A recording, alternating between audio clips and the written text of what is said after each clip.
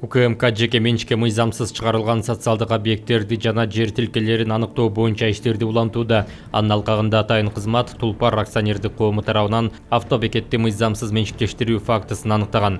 Тактап айтканда 2001 жылдын 15 январында Өзгөн шаарынын мэриясы тарабынан Өзгөн шаарына автобекет куруу үчүн жер тилкеси бөлүнүп берилген.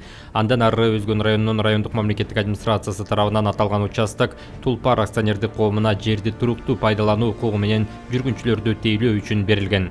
Мында Өзгөн райондук жерге жайгаштыруу жана кыймылсыз мүлккө укуктарды каттоо боюнча башкармалыгынын кызмат адамдары 2001 жылы 21 июлда туруктуу пайдалануудагы көрсөтүлгөн жер тилкесине жеке менчик укугуна мамлекеттик актыны мыйзамсыз бергендиги такталган.